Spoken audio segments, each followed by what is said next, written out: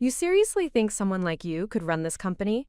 Victoria Sterling's laughter echoed through the marble-walled executive corridor of Sterling & Associates Financial Consulting as she clutched my CEO application, treating it like an amusing piece of fiction rather than a serious professional document. 6 months later, I would walk into that same boardroom as the newly appointed chief executive officer of her direct competitor, watching her face drain of color as she realized the woman she had dismissed was now positioned to dismantle everything she had built through arrogance and incompetence. Before we jump back in, tell us where you're tuning in from, and if this story touches you, make sure you're subscribed, because tomorrow, I've saved something extra special for you. The morning sun streamed through the floor-to-ceiling windows of the 42nd floor headquarters in downtown Chicago, casting dramatic shadows across the polished granite surfaces that reflected Victoria's perfectly manicured image back at her. She stood there in her designer business suit, platinum jewelry gleaming under the recessed lighting, embodying every stereotype of corporate privilege and inherited authority that had come to define her leadership style over the past 18 months, since her father had appointed her as chief executive officer of the family-owned financial consulting firm. My name is Sophia Chen, and at 39 years old, I had spent the previous 8 years serving as the chief operating officer at Sterling & Associates, a position that placed me directly responsible for the day-to-day operations that kept the firm profitable, while Victoria focused on what she considered the more glamorous aspects of executive leadership such as client entertainment, industry conferences, and media appearances that enhanced her personal brand within Chicago's business community. Victoria had inherited her position through family connections rather than professional merit, a fact that became increasingly apparent to everyone within the organization, as her decision-making consistently prioritized short-term financial gains over sustainable business practices. Her father, Harrison Sterling, had built the firm over 30 years into one of the most respected financial consulting practices in the Midwest, but his declining health had forced him to transfer operational control to Victoria, despite concerns expressed by several board members about her readiness for such comprehensive executive responsibility. The catalyst for my CEO application had been Harrison's announcement that he intended to step down permanently from active leadership within the next 12 months, creating an opportunity for organizational transition that could either preserve the firm's reputation for excellence or accelerate its decline under continued mismanagement. Victoria had assumed that her family ownership stake guaranteed her permanent succession to the CEO role, but the corporate governance structure Harrison had established actually required board approval for any leadership transition, creating an opening for alternative candidates who could demonstrate superior qualifications. Sophia, this is absolutely hilarious, Victoria continued, waving my application in the air like a trophy. Do you honestly believe that anyone would consider promoting someone from operations to executive leadership? You handle scheduling and logistics, not strategy and vision. The board needs someone with real leadership experience and industry credibility, not a glorified project manager who thinks organizing meetings qualifies as corporate governance. Her characterization of my role demonstrated the fundamental misunderstanding that had defined her perception of organizational dynamics throughout her tenure as CEO.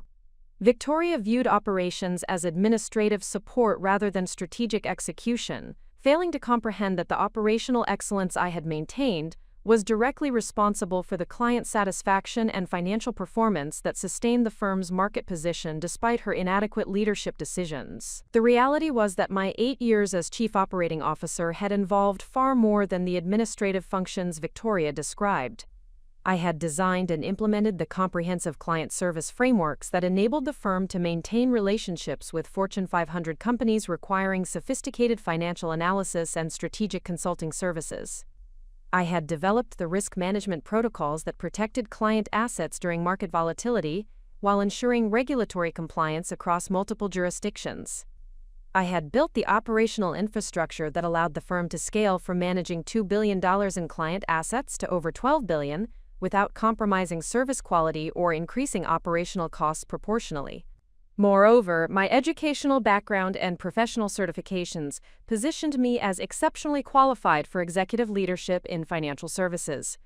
I held an MBA in finance from Northwestern Kellogg School of Management, a chartered financial analyst designation, and had completed advanced executive education programs at Harvard Business School, focusing on strategic leadership and organizational transformation.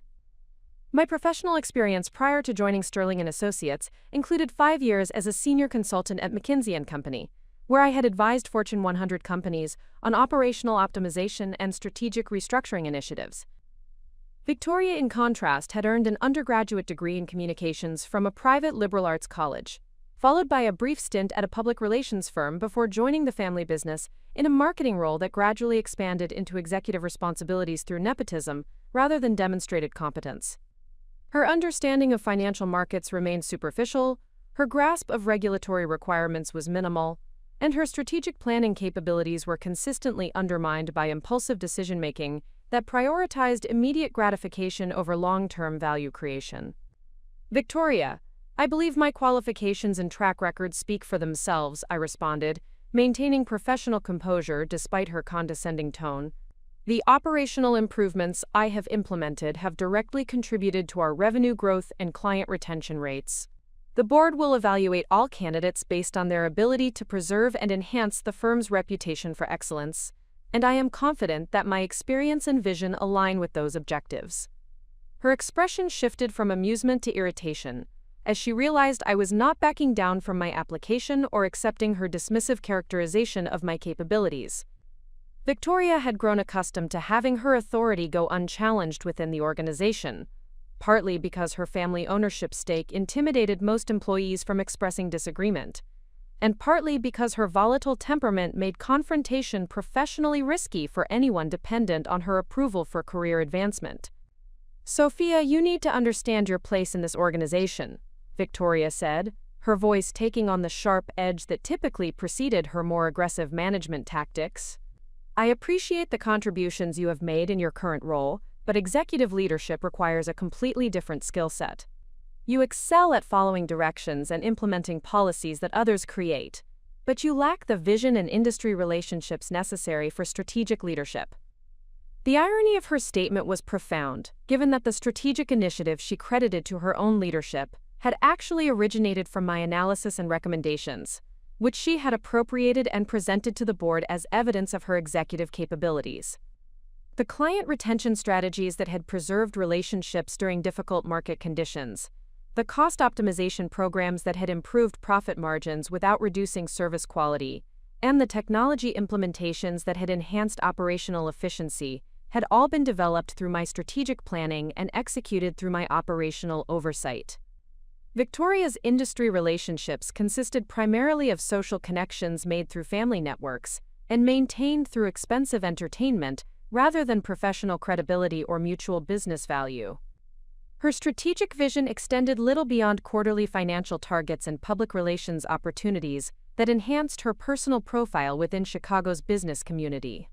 Her decision-making process relied heavily on intuition and emotion, rather than data analysis and systematic evaluation of alternatives. The most concerning aspect of Victoria's leadership style was her consistent pattern of taking credit for successes, while deflecting responsibility for failures onto subordinates or external factors beyond her control. When client relationships deteriorated due to her poor communication or unrealistic commitments, she blamed operational execution failures. When regulatory compliance issues arose from her inadequate attention to policy requirements, she attributed problems to industry complexity rather than leadership oversight. When financial performance declined due to her strategic miscalculations, she cited market conditions rather than acknowledging decision-making errors. This pattern of behavior had created a toxic organizational culture where employees were reluctant to provide honest feedback or raise concerns about strategic direction, knowing that disagreement with Victoria's preferences could result in professional retaliation. The firm's senior consultants had begun expressing frustration privately about the declining quality of client service and the increasing difficulty of maintaining professional standards under her leadership, but few were willing to voice these concerns directly to Victoria or the board of directors. The catalyst for my decision to apply for the CEO position had been a particularly egregious example of Victoria's poor judgment that threatened to damage the firm's relationship with our largest client, a multinational manufacturing company that generated approximately 30% of our annual revenue. Victoria had committed the firm to delivering a comprehensive strategic analysis within an impossible timeline, ignoring my warnings about resource constraints and the complexity of the required research, because she wanted to impress the client's executive team during a high-profile industry conference. When the project inevitably encountered delays due to insufficient time allocation and inadequate research methodology, Victoria had blamed my operational management and demanded that I find ways to accelerate delivery without compromising quality, a request that violated basic principles of professional consulting ethics. The situation had been resolved only through my personal intervention with the client's management team, explaining the challenges honestly and negotiating a revised timeline that preserved the relationship while maintaining our professional integrity. That incident had crystallized my understanding that the firm's long-term viability depended on replacing Victoria's impulsive and ego-driven leadership with strategic thinking and operational competence that could preserve the reputation Harrison Sterling had built over 3 decades. The board of directors needed to understand that continued deterioration under Victoria's leadership would eventually result in client defections, regulatory problems, and financial decline that could destroy the firm permanently. "Victoria, I respectfully disagree with your assessment of my capabilities," I said, deciding that directness was more effective than diplomatic evasion. "The strategic initiatives you reference have been developed through collaborative processes, where my analysis and recommendations have been instrumental. The board will have access to detailed documentation of my contributions to the firm's success, including specific examples of strategic planning and execution that demonstrate executive-level capabilities." Her face flushed with anger as she realized that I was challenging not only her authority but also her narrative about the source of the firm's recent achievements. Victoria had become comfortable with taking credit for successes that originated from others' work, but she was not prepared to have that dynamic questioned directly by someone she considered subordinate. "Sophia, this conversation is over," Victoria declared, crumpling my application and dropping it into the wastebasket beside her desk with theatrical disdain. "Your application will not be considered by the board, and I suggest you focus on your current responsibilities rather than pursuing unrealistic ambitions that are clearly beyond your qualifications." As I watched my carefully prepared application disappear into the trash, I felt a surge of determination that transformed disappointment into strategic resolve. Victoria's dismissive treatment and professional disrespect had revealed the depth of her insecurity about her own legitimacy as a leader, but it had also demonstrated that she fundamentally misunderstood the power dynamics within the organization and the board's commitment to preserving the firm's long-term success. What Victoria failed to realize was that her authority as CEO was not absolute, and her family ownership stake did not guarantee permanent control over strategic decisions that affected the firm's future viability. The board of directors included several independent members who had worked closely with Harrison Sterling for decades and shared his commitment to maintaining the firm's reputation for excellence and professional integrity. These board members had observed Victoria's leadership performance with growing concern and were likely to welcome alternative candidates who could demonstrate superior qualifications and strategic vision. Preparing and narrating this story took us a lot of time, so if you are enjoying it, subscribe to our channel. It means a lot to us. Now back to the story. Moreover, Victoria's dismissive treatment of my application would itself become evidence of the poor judgment and interpersonal skills that made her unsuitable for continued executive leadership. Professional executives do not respond to internal candidates by laughing at their qualifications or discarding their applications without proper evaluation. Her behavior demonstrated exactly the kind of arrogance and disrespect that was undermining organizational culture and threatening the firm's long-term success. As I left Victoria's office and returned to my workspace, I began developing a comprehensive strategy that would demonstrate my executive capabilities while documenting the operational and strategic challenges that were accumulating under her leadership. The board needed to understand both the positive contributions I could make as CEO and the negative consequences of allowing Victoria's mismanagement to continue without intervention. The irony was that Victoria's attempt to humiliate me had actually provided the motivation and justification I needed to pursue the CEO position with complete determination and strategic focus.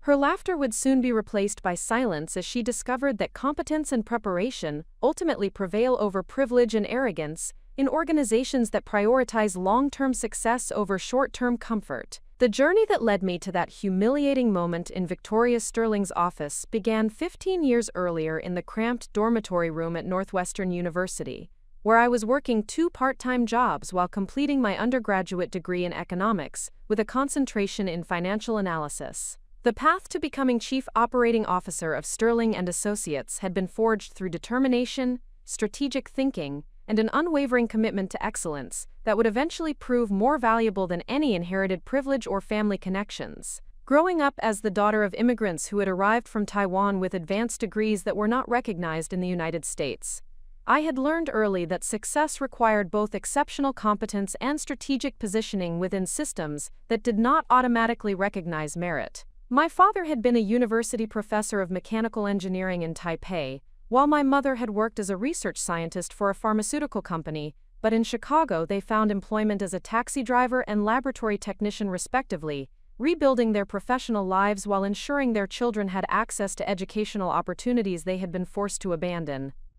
The lessons of resilience and adaptation that I absorbed during my childhood would prove instrumental in navigating the complex dynamics of corporate leadership, where technical competence alone was insufficient without political awareness and strategic relationship building. My parents had demonstrated that expertise without proper positioning could be overlooked or undervalued, but they had also shown that persistent excellence eventually creates opportunities for recognition and advancement. During my undergraduate studies at Northwestern, I distinguished myself not only through academic achievement, but also through leadership roles in student organizations that required the same operational management and strategic thinking skills that would later define my professional career. As president of the Economic Society, I redesigned the organization's structure to improve member engagement and professional development opportunities, implementing mentorship programs and industry networking events that tripled membership within 2 years. More significantly, I developed and executed a comprehensive fundraising strategy that enabled the organization to provide scholarships for students from disadvantaged backgrounds who demonstrated exceptional academic potential but lacked financial resources. The scholarship program required sophisticated financial planning, donor relationship management, and outcome measurement that provided practical experience in the kind of stakeholder management and results-oriented thinking that distinguished effective executives from administrative managers. The fundraising success attracted attention from the business school faculty, leading to research assistant opportunities that exposed me to advanced financial analysis techniques and strategic consulting methodologies. Professor Margaret Richardson, who directed the school's Center for Financial Research, became an important mentor who helped me understand the connection between rigorous analytical thinking and practical business problem solving. Working with Professor Richardson on consulting projects for regional businesses provided my first exposure to the challenges facing mid-sized companies that lacked the resources for extensive internal strategic planning capabilities. These organizations often possess strong operational competencies and established market positions, but they struggled with strategic planning, technology implementation, and organizational development that required external expertise and systematic implementation processes. One particularly formative project involved helping a family-owned manufacturing company develop a succession planning strategy that would preserve operational continuity while enabling growth and modernization. The company had been founded by an immigrant entrepreneur who had built the business through personal relationships and intuitive decision-making, but the second generation faced competitive pressures that required more sophisticated strategic planning and professional management practices. The succession planning project required extensive analysis of the company's financial performance, operational capabilities, market position, and competitive landscape, followed by the development of comprehensive recommendations for organizational structure, leadership development, and strategic positioning. The complexity of balancing family dynamics with business requirements provided invaluable experience in managing multiple stakeholder perspectives while maintaining focus on long-term value creation. The success of this project, which resulted in a seamless leadership transition and subsequent revenue growth, established my reputation within the business school as someone who could bridge the gap between theoretical knowledge and practical implementation. This recognition led to additional consulting opportunities and ultimately to a summer internship at McKinsey & Company, where I would develop the advanced strategic thinking and client management skills that would define my professional approach for the following decade. The McKinsey experience was transformative in ways that extended far beyond technical skill development. The firm's culture of analytical rigor, client focus, and continuous learning created an environment where excellence was expected rather than exceptional, and where intellectual curiosity was valued as much as practical results. Working alongside consultants who had advised Fortune 100 companies on their most complex strategic challenges provided exposure to the highest levels of business thinking and problem-solving. My first major project at McKinsey involved helping a regional bank develop a digital transformation strategy that would enable competitive positioning against larger national institutions while preserving the personalized service relationships that constituted their primary market advantage. The project required comprehensive analysis of technology trends, customer behavior patterns, competitive positioning, and regulatory requirements, followed by the development of an implementation roadmap that balanced innovation with risk management. The digital transformation project was particularly valuable because it required understanding how technology initiatives must be integrated with organizational culture, operational processes, and strategic objectives to achieve sustainable competitive advantages. The bank's leadership initially viewed technology primarily as a cost reduction tool, but our analysis demonstrated that strategic technology implementation could actually enhance customer relationships while improving operational efficiency. The project's success led to additional assignments focused on operational optimization and strategic restructuring, where I developed expertise in the systematic analysis of complex business challenges and the development of comprehensive solutions that addressed both immediate problems and long-term strategic positioning. The McKinsey methodology emphasized the importance of hypothesis-driven analysis, structured problem-solving, and clear communication of complex recommendations to diverse stakeholder audiences. After completing my MBA at Northwestern Kellogg School of Management, I returned to McKinsey as a full-time consultant, where I specialized in financial services and operational excellence projects that required deep understanding of regulatory environments, risk management, and performance optimization. The financial services specialization provided extensive experience with the kind of strategic challenges that would later prove directly relevant to my role at Sterling & Associates. One of my most significant projects involved helping a mid-sized investment advisory firm develop a growth strategy that would enable expansion into new market segments, while maintaining the fiduciary standards and client service quality that had established their reputation. The firm faced increasing competition from larger institutions with greater resources and technology capabilities, but they possessed deep expertise and established relationships that could be leveraged for sustainable competitive advantage.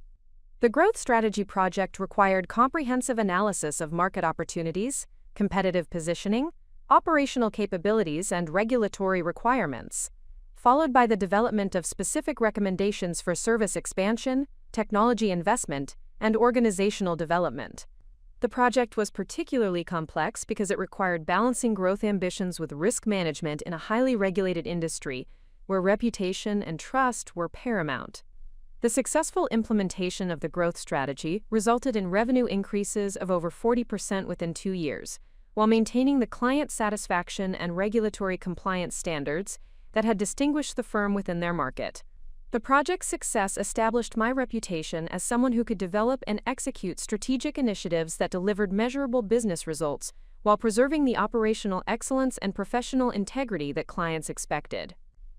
My decision to leave McKinsey and join Sterling & Associates as Chief Operating Officer was motivated by the opportunity to apply strategic consulting principles within a single organization over an extended period, rather than moving between different clients and industries on short-term assignments. The consulting experience had been intellectually stimulating and professionally rewarding, but I was increasingly interested in seeing the long-term impact of strategic initiatives and building sustainable organizational capabilities. Harrison Sterling had recruited me personally after learning about my work through professional networks within the financial services industry. His approach to business development and client relationship management aligned with my own values regarding professional integrity and long-term value creation, and his vision for expanding the firm's capabilities while maintaining their reputation for excellence presented exactly the kind of challenge I found most compelling. During my initial interview with Harrison, He had been remarkably candid about the challenges facing the firm and the role he envisioned for a chief operating officer who could bring strategic thinking and operational discipline to support continued growth. The firm had achieved success through Harrison's personal relationships and expertise, but sustainable growth required more systematic approaches to service delivery, client management, and organizational development. Harrison explained that he was particularly concerned about succession planning and the need to develop leadership capabilities within the organization that could preserve the firm's reputation and client relationships beyond his own direct involvement. His daughter Victoria was being considered for increased responsibilities, but he acknowledged concerns about her readiness for comprehensive leadership roles and the importance of building strong operational support for any future leadership transition. The opportunity to work directly with Harrison Sterling while building the operational infrastructure necessary for sustainable growth represented the perfect combination of strategic challenge and practical impact that I had been seeking. The firm's established market position and reputation provided a strong foundation, while the growth objectives and succession planning requirements created opportunities for significant contribution and professional development. My first year as Chief Operating Officer had been focused primarily on understanding the firm's existing capabilities, client relationships, and operational processes, while identifying opportunities for improvement and systematic enhancement. The analysis revealed that the firm's success was built on exceptionally strong client relationships and high-quality service delivery, but that operational processes were largely informal and dependent on individual expertise rather than systematic procedures. The informal operational approach had worked effectively during the firm's earlier stages of development, when Harrison could personally oversee most client relationships and strategic decisions. However, continued growth required more systematic approaches to service delivery, quality control, and client management that could maintain excellence while reducing dependence on individual oversight and intervention. Over the subsequent years, I had systematically developed and implemented comprehensive operational frameworks that preserved the personalized service and attention to detail that distinguished Sterling and Associates, while creating the scalability and consistency necessary for sustainable growth. The operational improvements included standardized service delivery processes, comprehensive quality control procedures, advanced client relationship management systems, and systematic performance measurement that enabled continuous improvement and strategic planning. The most significant operational achievement had been the development of a comprehensive client service framework that enabled the firm to serve Fortune 500 companies requiring sophisticated financial analysis and strategic consulting services. These enterprise clients had more complex requirements and higher expectations than the firm's traditional middle-market clientele, but they also represented opportunities for substantial revenue growth and enhanced market positioning. Serving enterprise clients required capabilities that extended beyond individual expertise to include systematic project management, comprehensive quality assurance, regulatory compliance, and coordinated service delivery across multiple functional areas.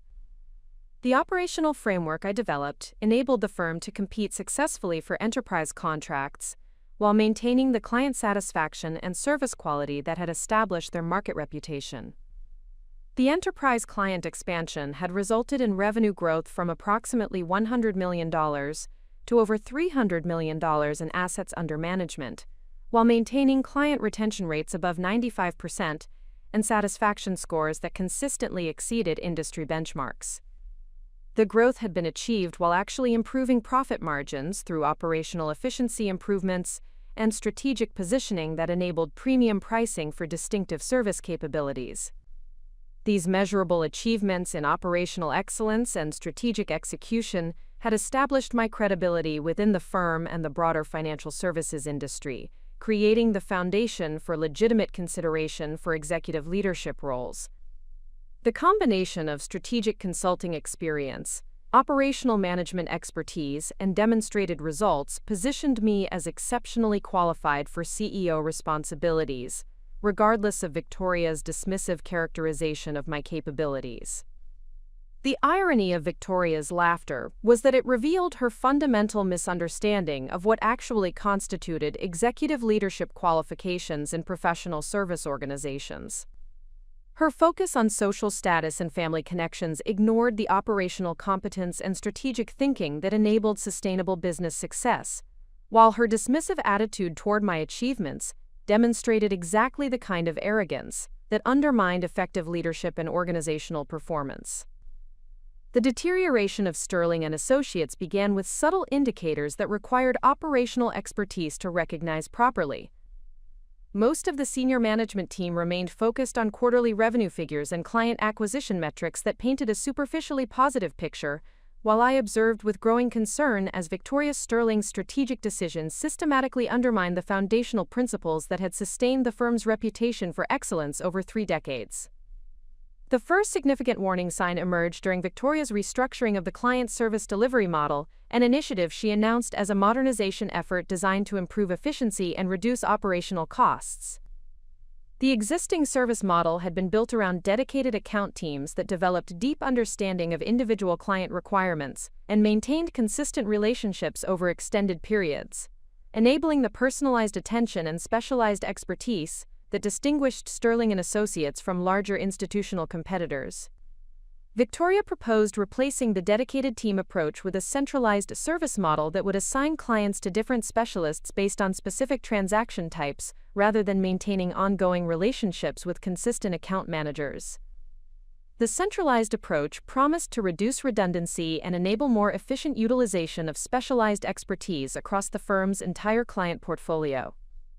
During the planning meetings for this restructuring initiative, I presented comprehensive analysis demonstrating that the dedicated team model was actually a core competitive advantage that enabled premium pricing and superior client retention rates.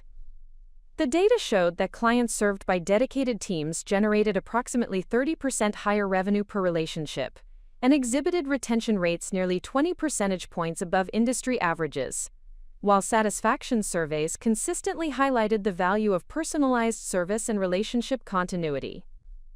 Victoria dismissed my analysis as resistance to change and outdated thinking that failed to recognize modern best practices in financial services. She argued that clients primarily valued expertise and results, rather than relationship continuity, and that the centralized model would actually improve service quality by ensuring that every client interaction involved the most qualified specialist for their specific requirements. The fundamental flaw in Victoria's reasoning was her assumption that client relationships and financial consulting could be decomposed into discrete transactions rather than ongoing strategic partnerships.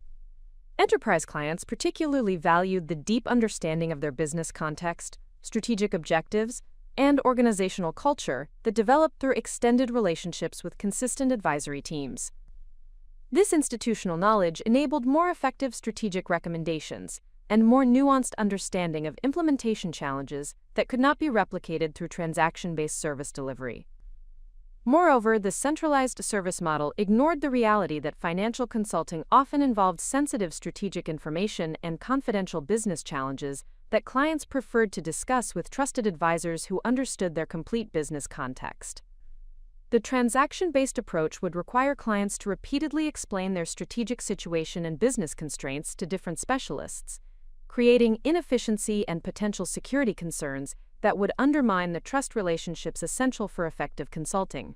The implementation of the centralized service model proceeded despite my documented concerns and objections from several senior account managers who understood the potential impact on client relationships. Within 6 months, client satisfaction scores began declining measurably, while several major clients expressed concerns about the reduced continuity and personalized attention that had previously distinguished Sterling and Associates from institutional competitors. The second warning sign appeared during Victoria's evaluation of the firm's compliance and risk management procedures, which she characterized as unnecessarily conservative and bureaucratic barriers to business development and operational efficiency. The existing compliance framework had been developed over years of experience with regulatory requirements and industry best practices, incorporating comprehensive procedures for client data protection, conflict of interest management, and fiduciary responsibility that exceeded minimum regulatory standards. Victoria argued that the extensive compliance procedures created unnecessary administrative overhead and slowed business development processes, particularly for smaller client relationships, where the comprehensive due diligence and documentation requirements seemed disproportionate to the potential revenue and risk exposure. She proposed streamlining the compliance procedures to focus primarily on regulatory minimum requirements, while eliminating what she termed discretionary best practices that added cost without clear business benefit. This perspective demonstrated a fundamental misunderstanding of how compliance and risk management actually function in professional service environments. Compliance procedures are not simply regulatory requirements to be minimized, but systematic approaches to protecting client interests and preserving firm reputation that enable sustainable business development and competitive positioning. The comprehensive procedures Victoria wanted to eliminate had prevented numerous potential problems and enabled the firm to serve high-value clients who required superior fiduciary standards. More importantly, the compliance framework served as a competitive differentiator that enabled Sterling & Associates to compete for clients in highly regulated industries and sensitive strategic situations where minimal compliance standards would be insufficient. The firm's reputation for exceeding industry standards had been instrumental in securing several major client relationships that generated substantial ongoing revenue and provided access to additional business development opportunities. The proposed compliance simplification also ignored the reputational and business development risks associated with any compliance failures or regulatory investigations that could result from reduced procedural rigor. Financial service firms that experience compliance problems typically face not only regulatory penalties, but also client defections and difficulty securing new business relationships that can persist for years beyond the initial incident resolution. During my attempts to explain these concerns to Victoria, her response revealed a troubling pattern of decision-making that prioritized immediate cost reduction over long-term value preservation. She seemed to view risk management as an expense to be minimized rather than an investment in sustainable business operations, and she demonstrated little interest in understanding the strategic value of competitive differentiation through superior operational standards. The third warning sign became apparent during Victoria's review of the firm's technology infrastructure and information systems, which she identified as outdated and inefficient compared to modern cloud-based solutions that promised significant cost savings and improved functionality. The existing technology platform had been carefully selected and customized to support the firm's specific operational requirements and compliance standards, with particular attention to data security and system reliability that were essential for serving enterprise clients. Victoria proposed migrating to a standardized cloud-based platform that would reduce ongoing technology costs while providing access to advanced features and automatic updates that would eliminate the need for internal technology management and support. The proposed platform offered impressive capabilities and significant cost advantages compared to maintaining customized internal systems.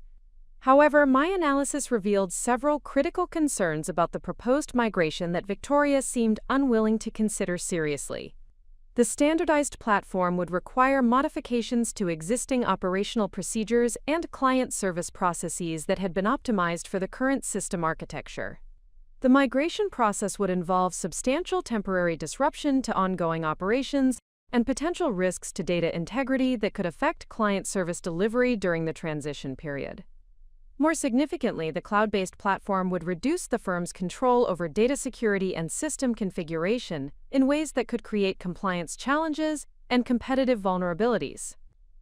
Several of the firm's enterprise clients required specific data handling and security standards that exceeded the capabilities of standardized platforms, and the migration could potentially require renegotiation of existing service agreements or loss of clients who could not accept reduced security controls.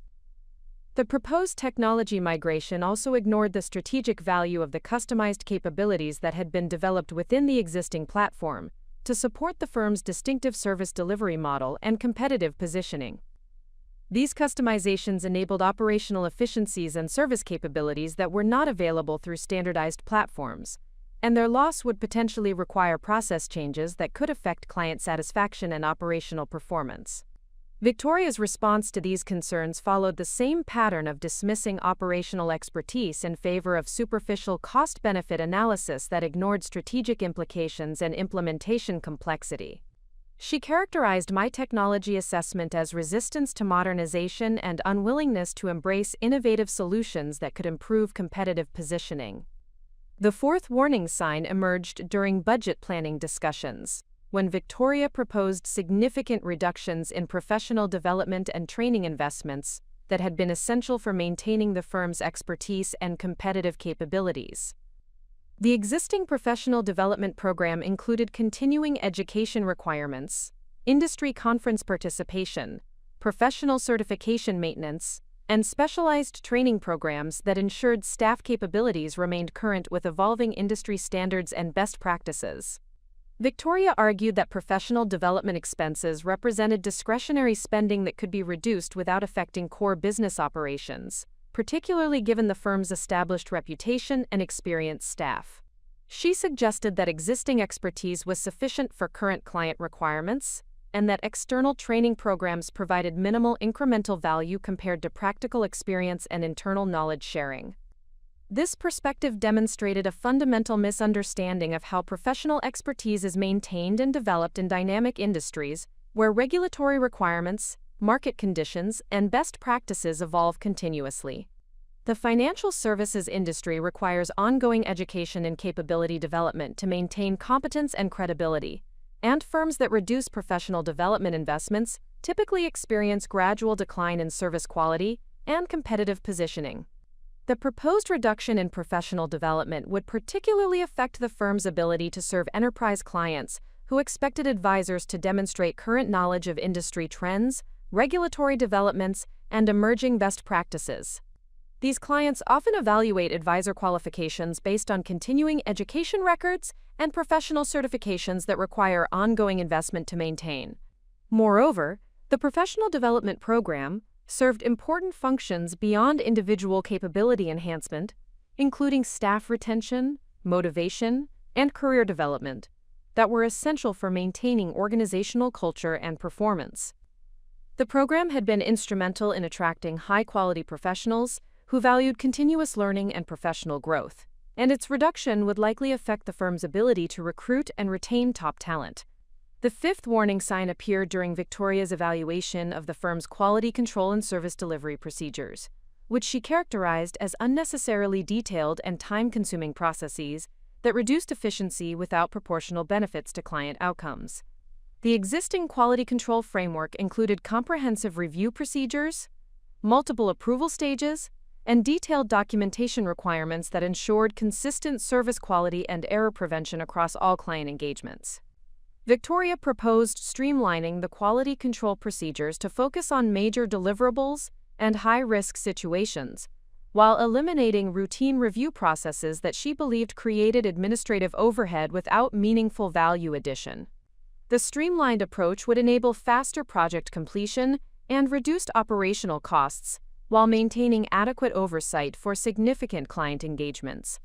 However, the quality control procedures Victoria wanted to eliminate served essential functions that extended beyond error prevention to include knowledge sharing, capability development, and service standardization that were fundamental to the firm's operational excellence and competitive positioning.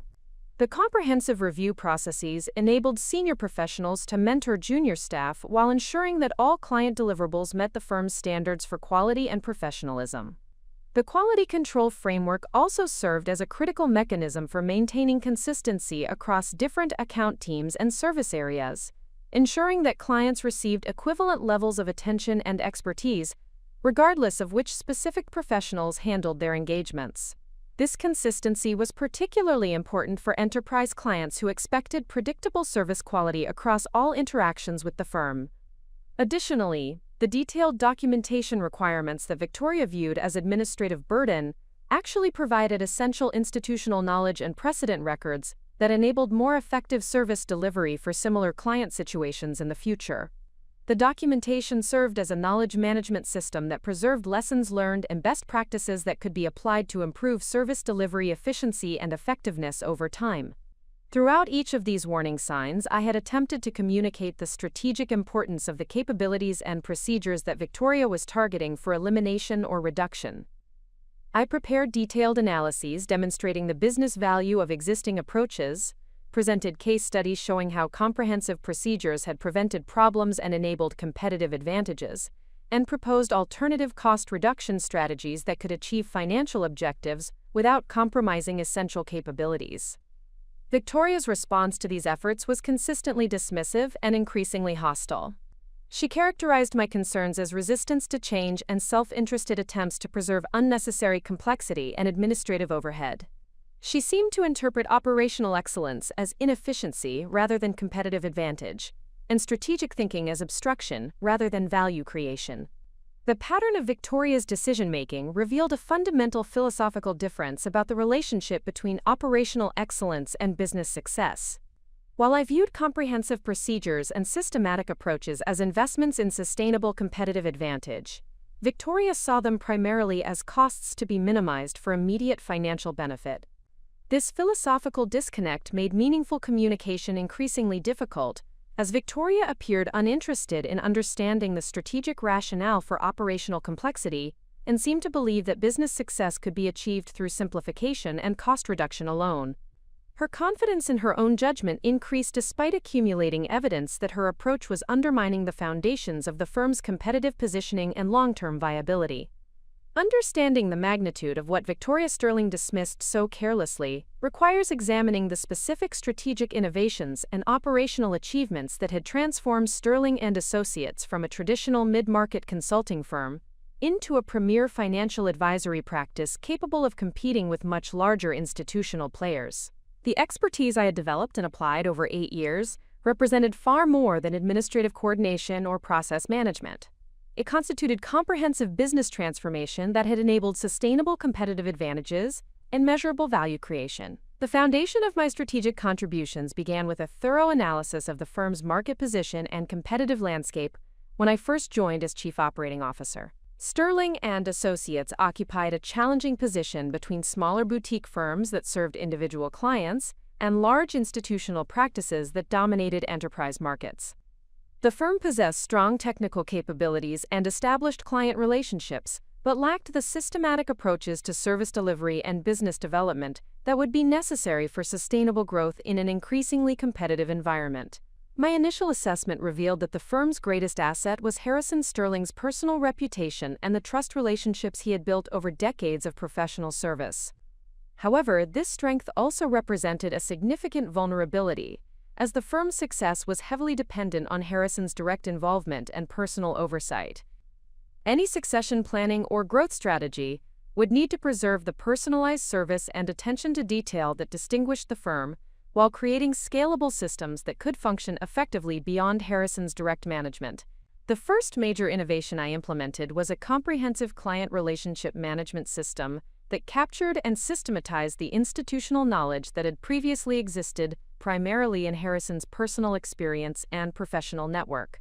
This system documented not only basic client information and service history, but also strategic context, decision-making patterns, organizational culture, and relationship dynamics that enabled more effective advisory services and business development approaches. The client relationship management system was far more sophisticated than standard customer databases used by most professional service firms. It incorporated detailed profiles of client organizational structure and strategic objectives, analysis of industry trends, and competitive positioning that affected client requirements, documentation of past advisory engagements and outcomes that provided context for future recommendations, and systematic tracking of relationship development opportunities that could enhance service delivery and business development effectiveness. The implementation of this system required extensive collaboration with Harrison and other senior professionals to capture decades of accumulated knowledge and translate it into systematic frameworks that could be utilized by account teams throughout the organization. The process revealed numerous insights about client service patterns and business development opportunities that had been implicit in individual experience but were not systematically leveraged across the firm's operations. The business impact of the client relationship management system was immediate and substantial.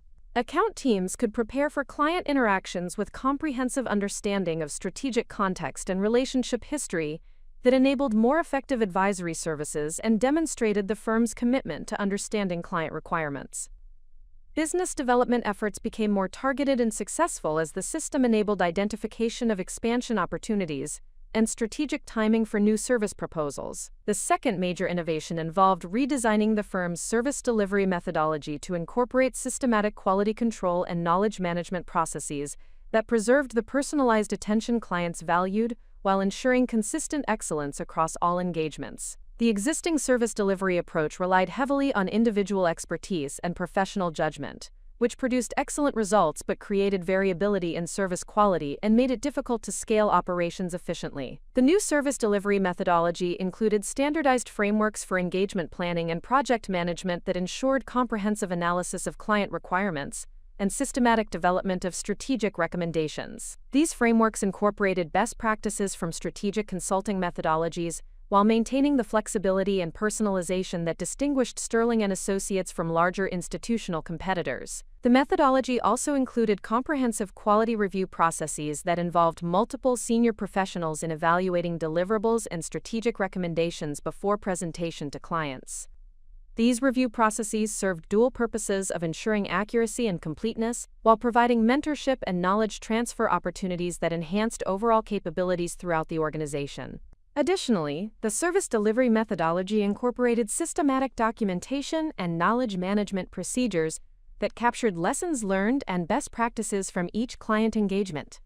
This institutional knowledge base enabled more effective service delivery for similar client situations, while providing training and development resources that enhanced professional capabilities across the organization. The third innovation focused on developing specialized service capabilities that enabled Sterling and Associates to compete effectively for enterprise client relationships that required sophisticated analytical capabilities and comprehensive regulatory expertise. These service areas represented significant growth opportunities, but required investments in specialized knowledge and systematic delivery approaches that exceeded the capabilities most mid-market firms could develop independently. One particularly successful specialization involved developing comprehensive merger and acquisition advisory capabilities that could support complex transactions requiring sophisticated financial analysis, regulatory compliance, and stakeholder management. This capability required extensive expertise in transaction structuring, valuation methodologies, due diligence procedures, and regulatory requirements that were essential for serving enterprise clients involved in strategic transactions. The development of merger and acquisition capabilities involved systematic training and certification programs for key professionals, implementation of specialized analytical tools and databases that supported sophisticated financial modeling, establishment of relationships with legal and regulatory specialists who could provide expert support for complex transactions, and creation of comprehensive quality control procedures that ensured accuracy and completeness of all advisory services.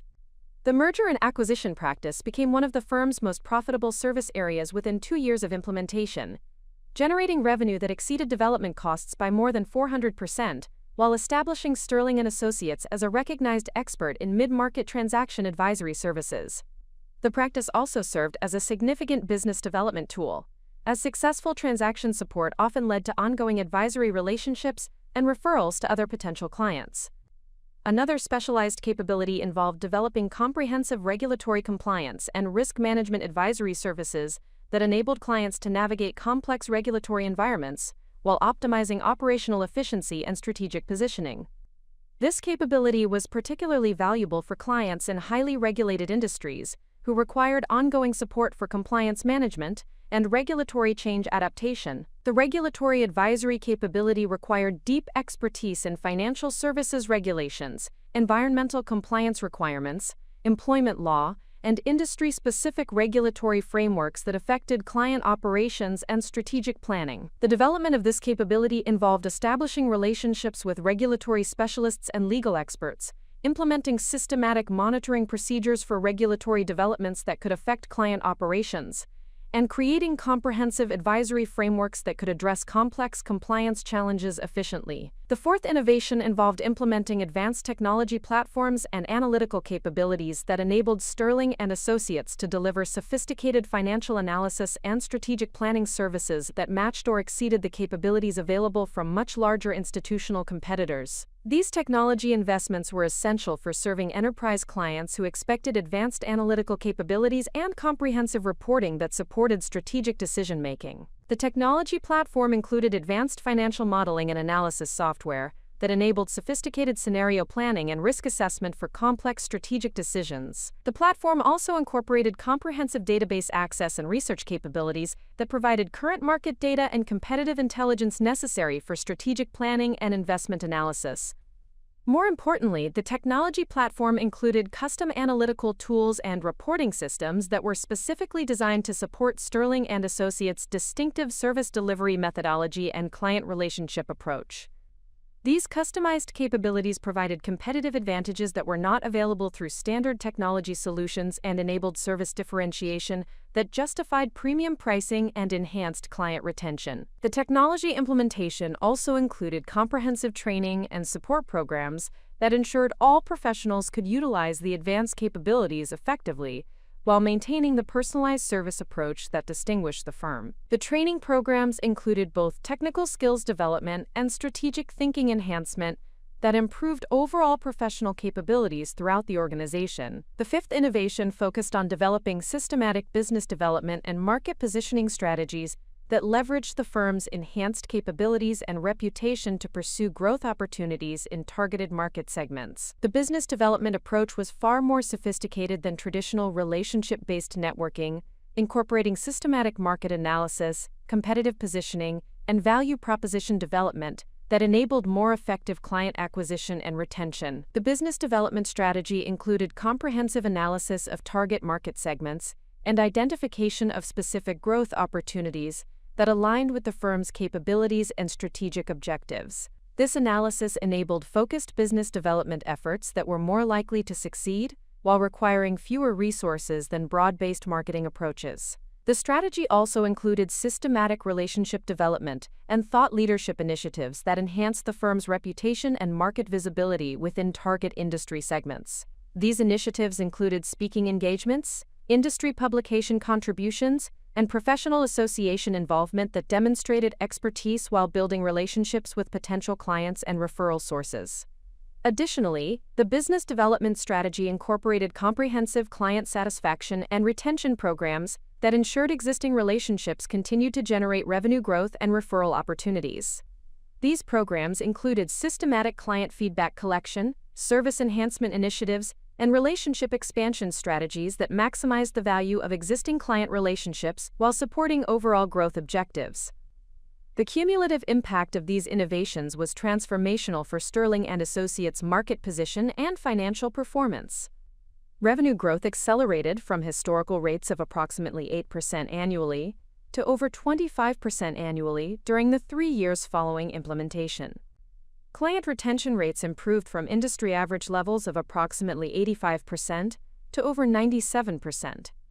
Profit margins increased significantly due to operational efficiency improvements and premium pricing enabled by service differentiation. More importantly, the innovations enabled Sterling and Associates to compete successfully for enterprise client relationships that had previously been dominated by much larger institutional competitors. The firm's enhanced capabilities and systematic service delivery approaches provided competitive advantages that were recognized by sophisticated clients who valued expertise and personalized attention over institutional scale and brand recognition. The success of these strategic innovations had established Sterling and Associates as a recognized leader in mid-market financial advisory services, while creating sustainable competitive advantages that could support continued growth and market expansion. The systematic approaches I had developed were not dependent on individual expertise or personal relationships alone, but created institutional capabilities that could function effectively under different leadership, while preserving the service quality and client focus that had distinguished the firm historically. The recognition of these achievements within the financial services industry had been substantial and measurable. Sterling and Associates received industry awards for service excellence and innovation that enhanced market reputation and business development effectiveness. Professional publications featured case studies of the firm's growth strategy and operational excellence as examples of best practices for mid-market advisory firms. Individual recognition of my contributions included invitations to speak at industry conferences about operational excellence and strategic planning for professional service firms. These speaking opportunities provided additional business development benefits while establishing thought leadership credentials that enhanced both personal and firm reputation within the industry. The most significant validation of the strategic innovations came from client feedback and retention statistics that demonstrated measurable improvements in service quality and client satisfaction following implementation. Client satisfaction surveys consistently rated Sterling and Associates above industry benchmarks across all measured categories, while client retention rates exceeded those of comparable firms by substantial margins. These measurable achievements represented far more than administrative efficiency or process improvement. They constituted comprehensive business transformation that had enabled Sterling and Associates to achieve sustainable competitive advantages and financial performance that positioned the firm for continued success and growth. The expertise required to conceive, develop, and implement these innovations reflected executive-level strategic thinking and operational capability that Victoria Sterling either could not recognize or chose to dismiss for reasons related to her own insecurity about legitimacy as a leader. Victoria Sterling's approach to dismantling the strategic infrastructure I had built over 8 years began with subtle modifications that appeared reasonable on the surface but systematically eroded the foundational capabilities that had enabled Sterling and Associates to achieve its market position and financial success. Her decision-making process revealed a dangerous combination of overconfidence and superficial analysis that failed to recognize the interconnected nature of the system she was targeting for elimination or modification. The first major dismantling effort focused on what Victoria characterized as excessive administrative overhead in the client relationship management system. She argued that the comprehensive documentation and analysis procedures I had implemented created unnecessary bureaucracy that slowed service delivery and consumed resources that could be better utilized for direct client service. Victoria proposed streamlining the system to focus primarily on basic contact information and billing records, while eliminating what she termed discretionary, analytical, and strategic documentation.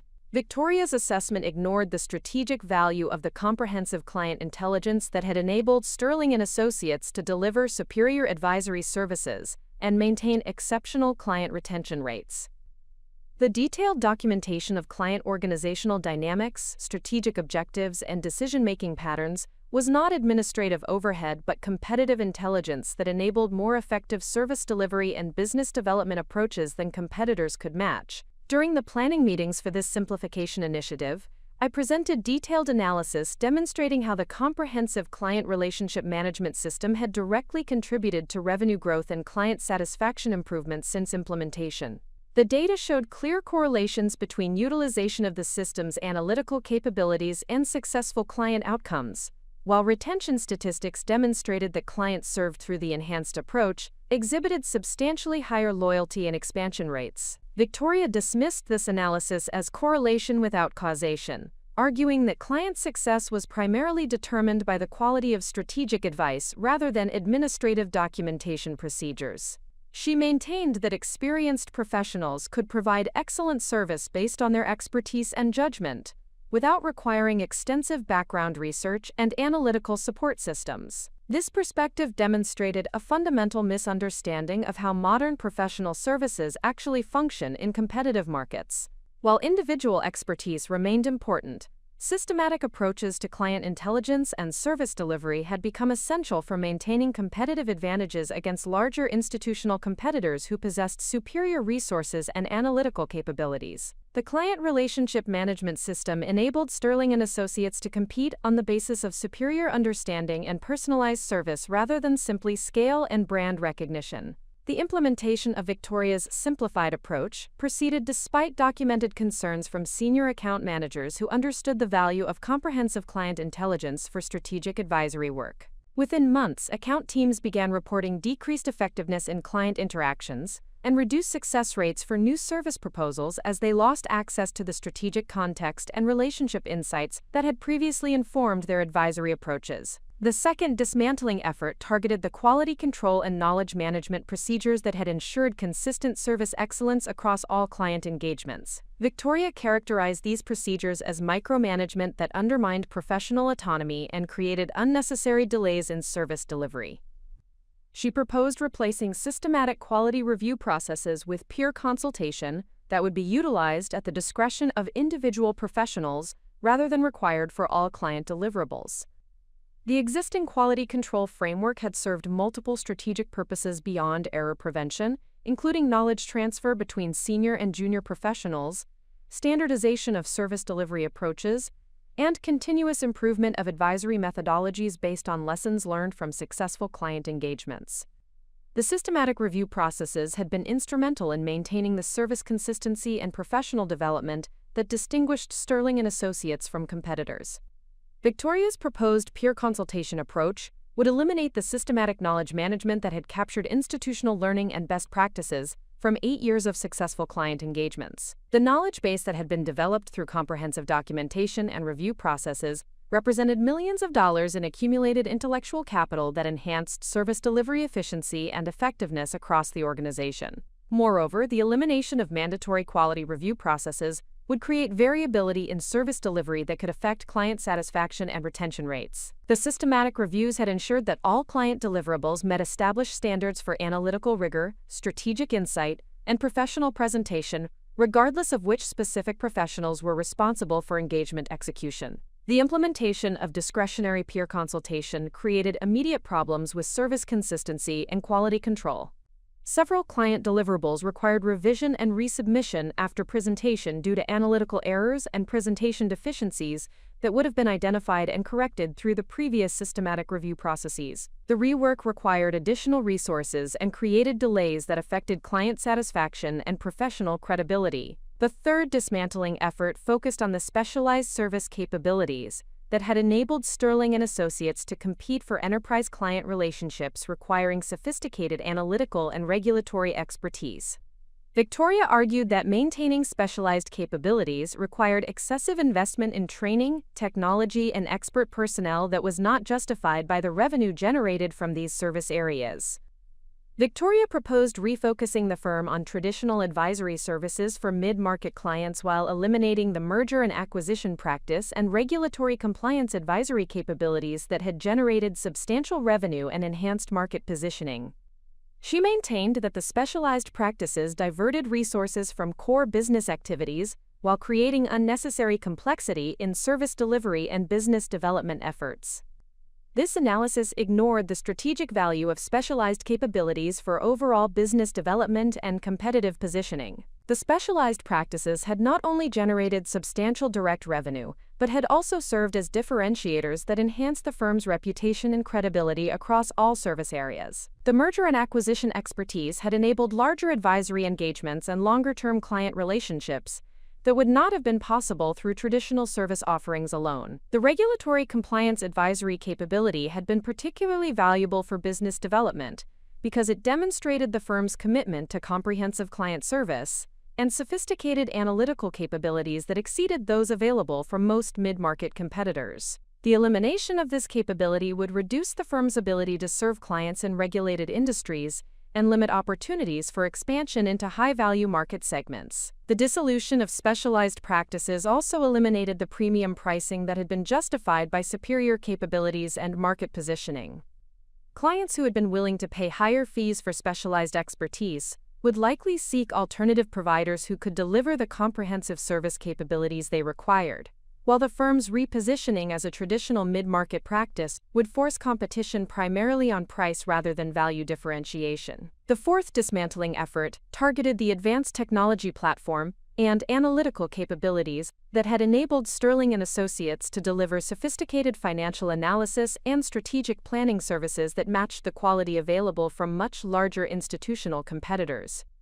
Victoria characterized the technology investments as excessive for a mid-market practice and proposed migrating to standard software solutions that would reduce costs while providing adequate functionality for traditional advisory services. The existing technology platform included custom analytical tools and reporting systems that had been specifically designed to support Sterling and Associates' distinctive service delivery methodology and competitive positioning.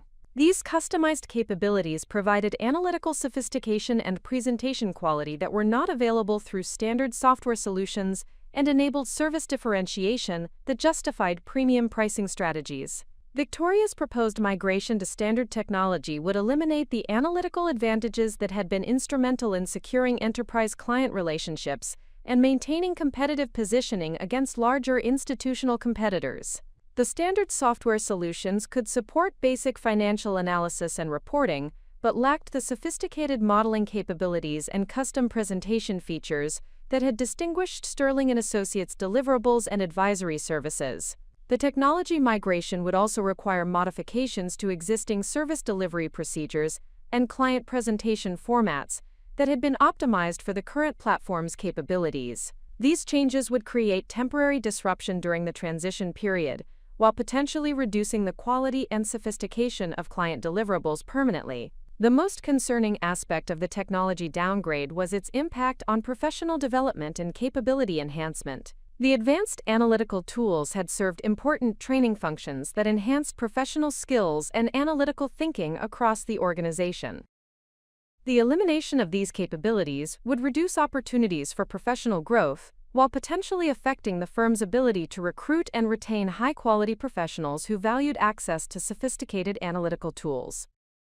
The fifth dismantling effort focused on the systematic business development and thought leadership initiatives that had enhanced Sterling and Associates' market visibility and reputation within target industry segments. Victoria argued that speaking engagements, publication contributions, and professional association involvement created excessive time commitments for senior professionals without generating measurable business development results. Victoria proposed eliminating most external professional activities in favor of traditional relationship-based business development that would focus resources on direct client service and personal networking rather than industry thought leadership and market positioning activities. She maintained that established client relationships and referral networks provided sufficient business development opportunities without requiring extensive investment in market visibility and reputation enhancement activities. This approach ignored the strategic value of thought leadership for long-term business development and competitive positioning. The industry recognition and professional credibility that had been developed through systematic thought leadership activities had enhanced the firm's reputation and market position in ways that generated business development opportunities over extended periods rather than immediate transaction-based results. The thought leadership initiatives had also provided important professional development benefits for senior staff, while enhancing the firm's recruitment capabilities among high-quality professionals who valued association with recognized industry leaders. The elimination of these activities would reduce market visibility, while potentially affecting the firm's ability to attract and retain exceptional talent. Moreover, the systematic approach to thought leadership had created accumulated reputation benefits that would be difficult to rebuild once eliminated. The industry recognition and professional relationships that had been developed over years of consistent participation and contribution would deteriorate rapidly without continued investment and engagement. The cumulative impact of these dismantling efforts was a systematic erosion of the competitive advantages and operational capabilities that had enabled Sterling and Associates to achieve superior market positioning and financial performance. Each individual change appeared reasonable when evaluated in isolation, but the combined effect was to eliminate the strategic differentiation and operational excellence that had distinguished the firm from competitors. Victoria's decision-making process revealed a fundamental inability to understand the interconnected nature of the system she was modifying, and the strategic value of comprehensive approaches to client service and business development. Her focus on immediate cost reduction ignored the long-term value creation that had been achieved through systematic investment in capabilities and competitive positioning. The most troubling aspect of Victoria's approach was her dismissive attitude toward the documented evidence of success and value creation that I provided during discussions of each dismantling initiative. Rather than engaging with analytical demonstrations of strategic value and business impact, she characterized my concerns as resistance to change and protection of unnecessary complexity. This pattern suggested that Victoria's decision-making was driven more by personal preferences and superficial impressions than systematic analysis of business requirements and competitive dynamics. Her willingness to eliminate proven capabilities based on theoretical assumptions rather than empirical evidence demonstrated exactly the kind of poor judgment and strategic thinking that made her unsuitable for continued executive leadership. The irony was that Victoria's efforts to improve efficiency and reduce costs through systematic dismantling were actually creating conditions for reduced competitiveness and financial performance that would ultimately prove far more expensive than maintaining the capabilities she was eliminating. The strategic advantages that had taken years to develop and implement were being destroyed in months through decisions that prioritized short-term cost reduction over long-term value preservation. The moment that sealed everyone's fate arrived on a Tuesday morning in early September, when Victoria Sterling called an emergency executive meeting to address what she characterized as concerning feedback from the board of directors regarding quarterly performance metrics and strategic direction. The meeting was scheduled for 7:30 in the morning in the executive conference room, with attendance required for all senior management personnel and department heads. As I entered the conference room, the tension was immediately apparent from Victoria's rigid posture and the carefully organized presentation materials spread across the mahogany table. She had clearly spent considerable time preparing for this meeting, which suggested that the board feedback had been more serious and comprehensive than her initial characterization indicated. The other attendees appeared equally concerned, though their expressions reflected confusion about the specific issues that had prompted such urgent scheduling. Victoria began the meeting by announcing that Harrison Sterling had returned from his extended medical leave and had conducted a comprehensive review of the firm's operations during his absence. Her tone carried an edge of defensiveness that immediately suggested the review had not validated her leadership decisions or strategic initiatives. She explained that Harrison had expressed concerns about several operational changes and their potential impact on client relationships and market positioning.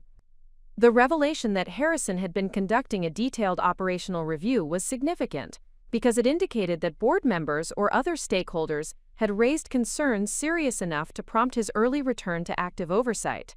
Harrison's medical leave had been intended to last through the end of the year, and his decision to resume operational involvement suggested that the firm's performance or strategic direction had deviated substantially from expectations.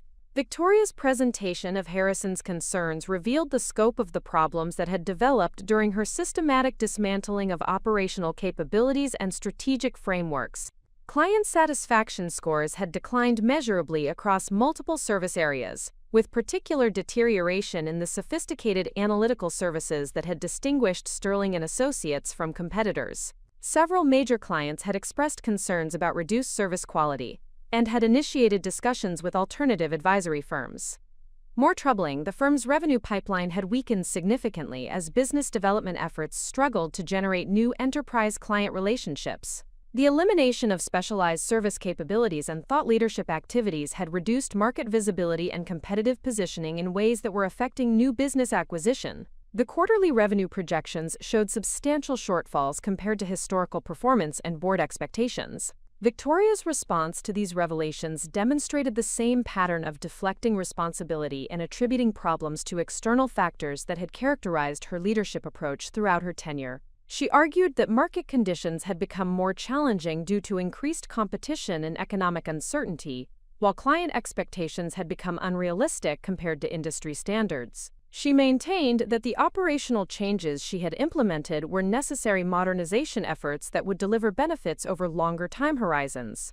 During the presentation of quarterly metrics, Victoria acknowledged that several key performance indicators had declined compared to previous periods, but she characterized these declines as temporary adjustments related to strategic transitions rather than evidence of fundamental problems with her leadership decisions. She argued that the firm needed to maintain commitment to the modernization initiatives, despite short-term disruption to established procedures and client relationships. The most concerning aspect of Victoria's presentation was her proposal for addressing the board's concerns through additional cost reduction measures and further operational simplification. Rather than recognizing that her previous changes had created the problems she was now attempting to address, Victoria proposed accelerating the dismantling of remaining operational capabilities and strategic frameworks that had not yet been eliminated or modified.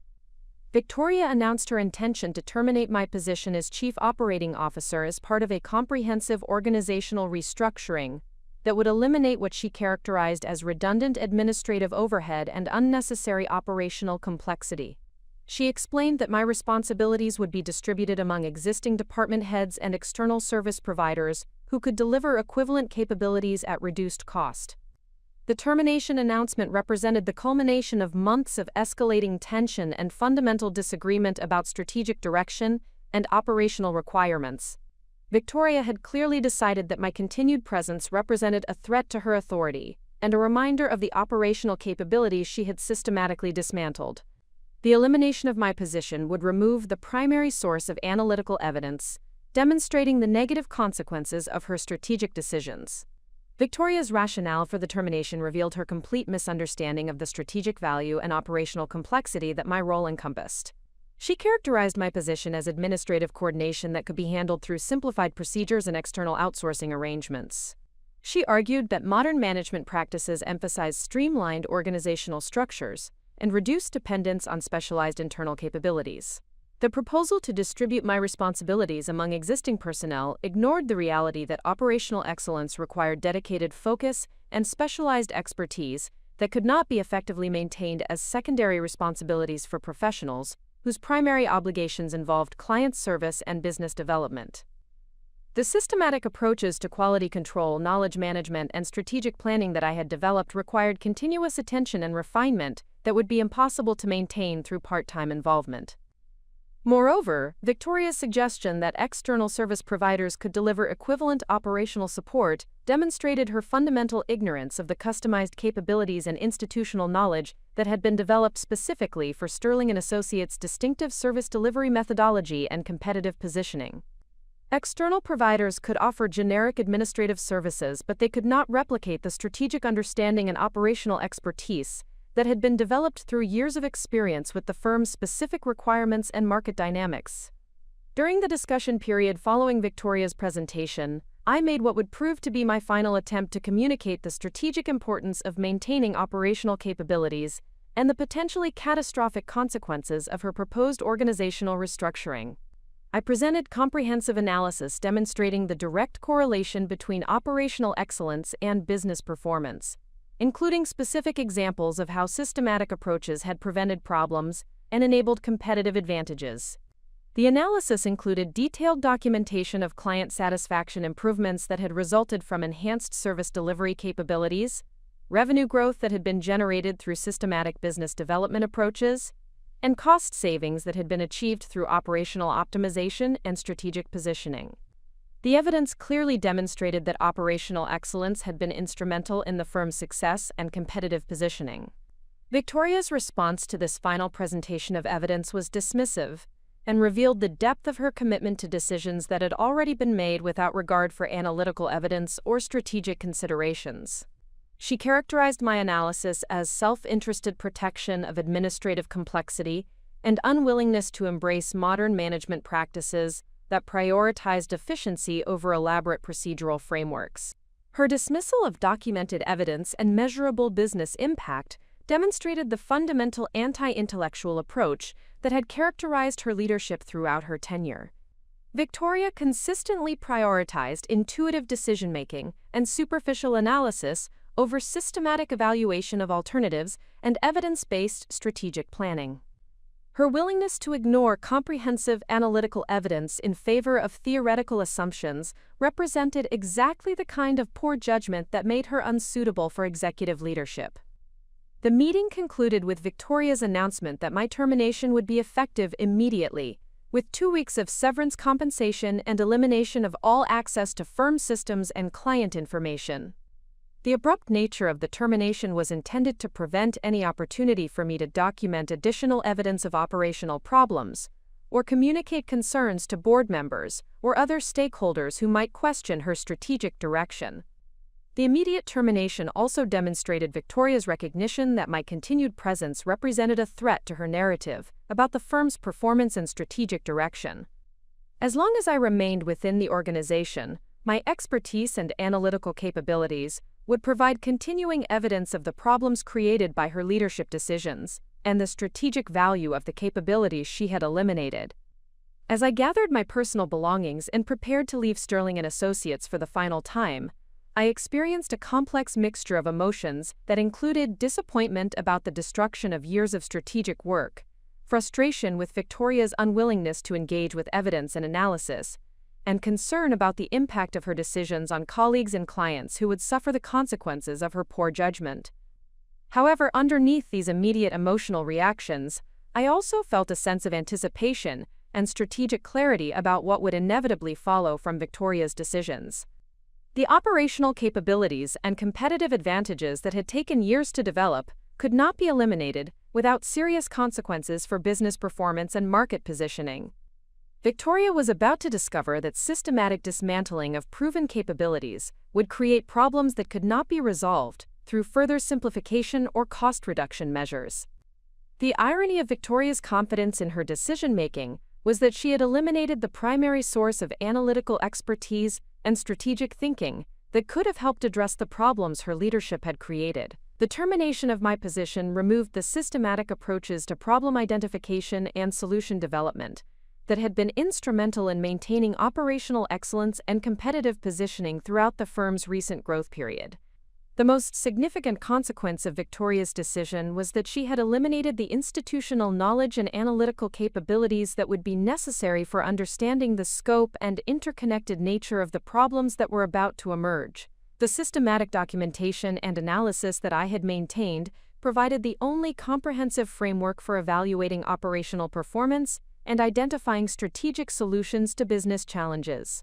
Without access to this analytical framework and institutional knowledge, Victoria would be reduced to reactive problem-solving based on incomplete information and superficial understanding of the complex operational dynamics that affected business performance. The elimination of systematic analytical capabilities would make it extremely difficult to develop effective solutions to the problems that her strategic decisions had created. Moreover, the abrupt nature of my termination would itself become evidence of the poor judgment and interpersonal skills that characterized Victoria's leadership approach. Professional executives do not terminate senior staff members without proper transition planning and knowledge transfer procedures, particularly when those positions involve complex operational responsibilities and institutional knowledge that affects business continuity. The termination decision would provide clear evidence to board members and other stakeholders that Victoria's leadership approach prioritized immediate personal convenience over long-term organizational stability and strategic planning. The disruption created by eliminating operational expertise without adequate replacement capabilities would demonstrate exactly the kind of poor judgment and strategic thinking that made her unsuitable for continued executive authority. As I left the Sterling and Associates offices for the final time, I understood that Victoria's attempt to eliminate the evidence of her poor decision-making had actually created the conditions for her strategic failures to become undeniably apparent to everyone within the organization and the broader business community. The operational problems that had been developing gradually under her leadership would now accelerate rapidly without the systematic approaches to problem identification and resolution that had been maintaining organizational stability. The point of no return had been reached not because I was no longer available to prevent problems, but because Victoria had demonstrated through her termination decision that she was fundamentally incapable of learning from evidence or adapting her approach based on analytical evaluation of results.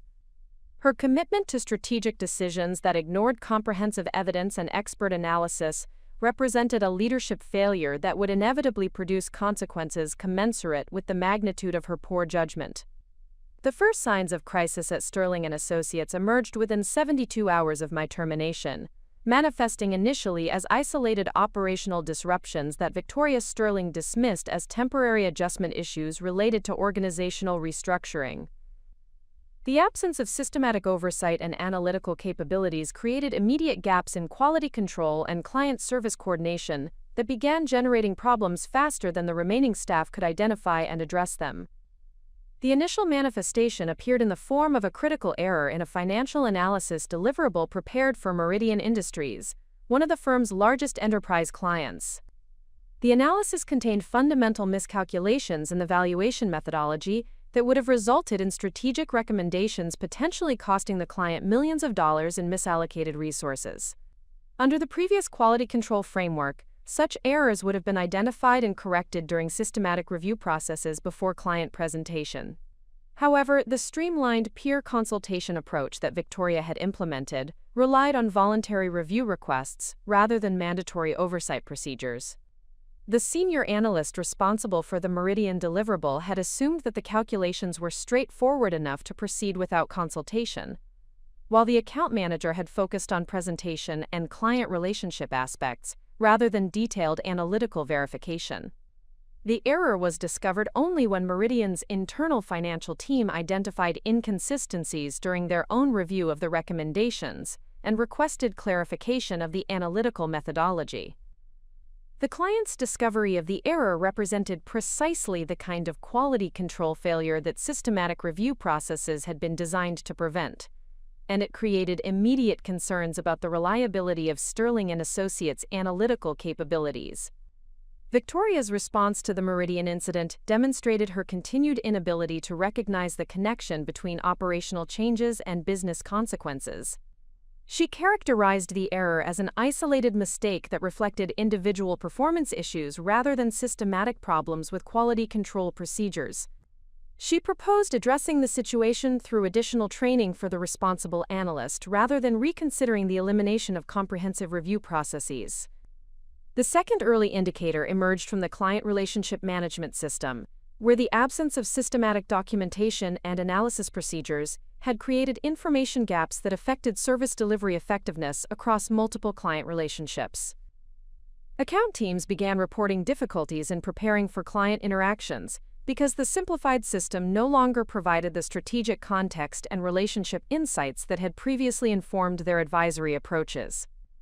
The deterioration in client interaction effectiveness became apparent during a strategic planning session with Continental Manufacturing, where the account team lacked sufficient background information about recent organizational changes and strategic initiatives that had been documented in the previous system but were no longer captured under the streamlined approach. The resulting advisory recommendations failed to address critical contextual factors that affected implementation feasibility and strategic alignment. Continental's management expressed disappointment with the quality of strategic analysis and questioned whether Sterling and Associates still possessed the deep understanding of their business requirements that had previously distinguished the firm's advisory services. The client indicated that they would need to evaluate alternative advisory relationships if service quality did not improve substantially in subsequent engagements. Victoria's interpretation of the Continental feedback focused on individual performance issues and communication problems rather than systematic gaps in client intelligence and analytical preparation. She proposed addressing the situation through improved account team coordination and better client communication procedures, without acknowledging that the streamlined relationship management system had eliminated the information infrastructure necessary for effective preparation and strategic analysis. The third early warning sign appeared in the business development area, where the elimination of thought leadership activities and systematic market positioning efforts had reduced the firm's visibility and credibility within target industry segments. Prospective clients who had previously initiated contact with Sterling and Associates based on industry recognition and professional reputation were now approaching alternative advisory firms that maintained stronger market presence and thought leadership positioning. The decline in inbound business development inquiries became apparent during the monthly pipeline review, where new prospect identification had decreased by approximately 40% compared to historical averages. The remaining prospects were predominantly smaller engagements with limited growth potential, rather than the enterprise relationships that had driven recent revenue expansion and market positioning advancement. Victoria attributed the business development challenges to broader market conditions and increased competition rather than recognizing the impact of eliminating systematic market positioning and thought leadership activities. She proposed addressing the pipeline concerns through increased networking efforts and traditional relationship-based business development approaches, without understanding that market visibility and professional credibility required sustained investment and systematic positioning that could not be replaced through individual networking alone.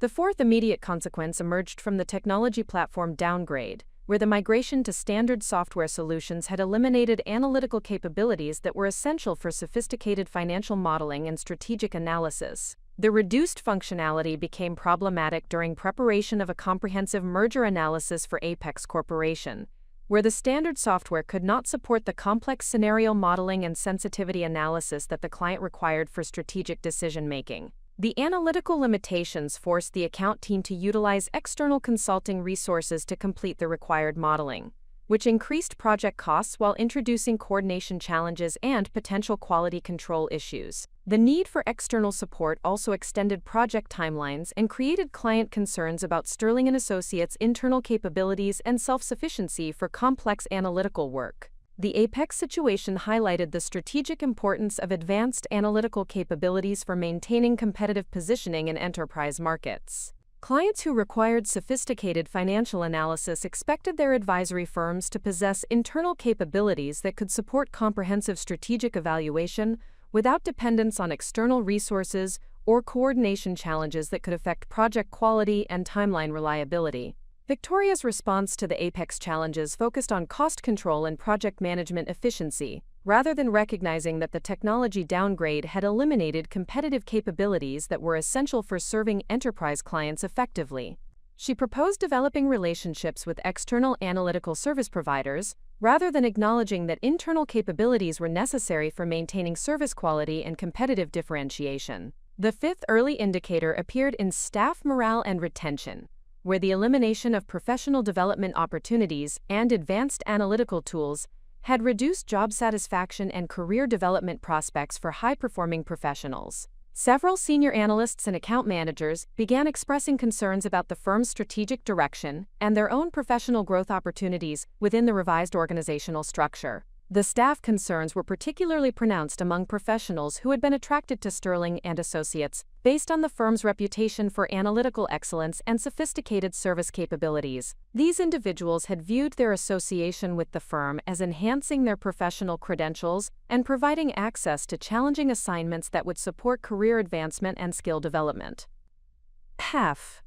The systematic elimination of advanced capabilities and professional development opportunities had transformed Sterling and Associates from a prestigious advisory firm into a more traditional mid-market practice that offered limited opportunities for professional growth and intellectual challenge. The resulting impact on staff motivation and retention threatened to create additional operational disruptions as experienced professionals considered alternative employment opportunities. Victoria's assessment of staff concerns focused on compensation and work-life balance issues, rather than recognizing that professional fulfillment and career development opportunities were equally important for attracting and retaining high-quality talent. She proposed addressing morale issues through team-building activities and flexible work arrangements, without understanding that professional growth and intellectual challenge were fundamental motivational factors for ambitious advisory professionals. The cumulative impact of these immediate consequences created a cascade of operational problems that began reinforcing each other in ways that accelerated the deterioration of service quality and competitive positioning.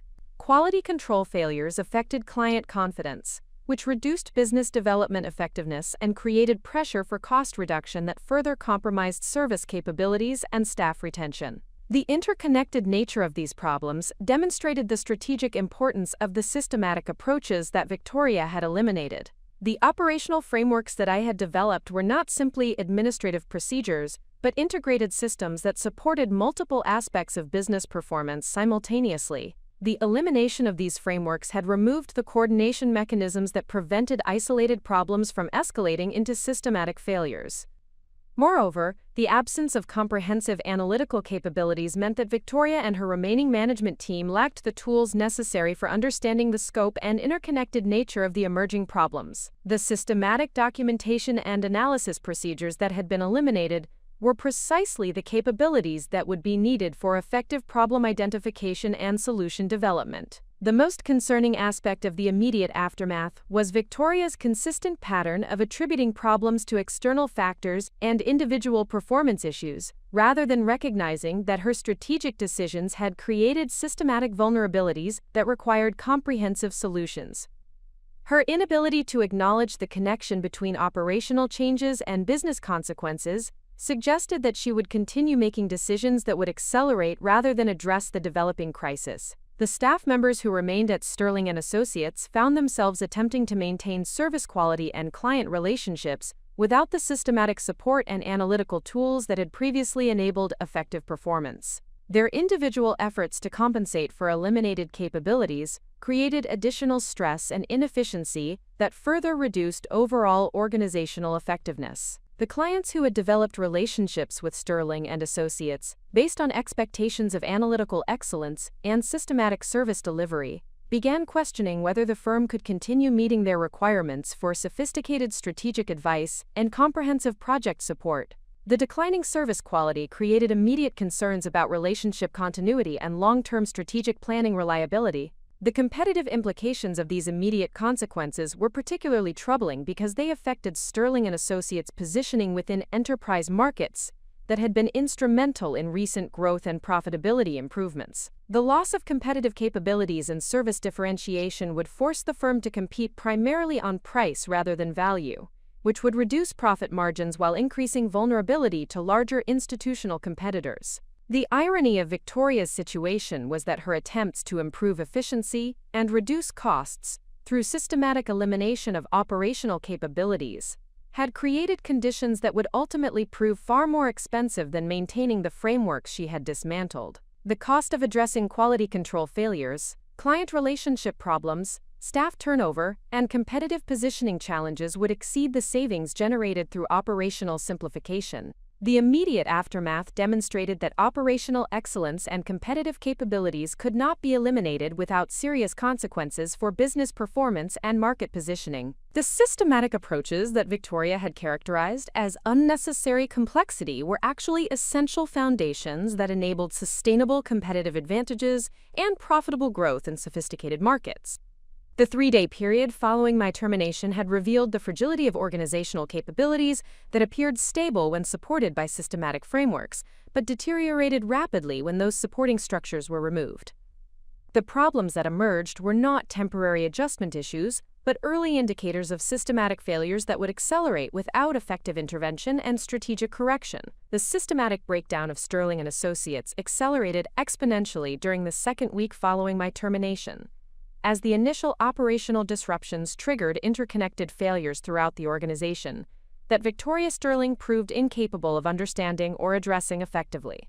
The absence of comprehensive analytical frameworks and institutional knowledge created a cascade of problems that reinforced each other in ways that transformed isolated incidents into organizational crisis.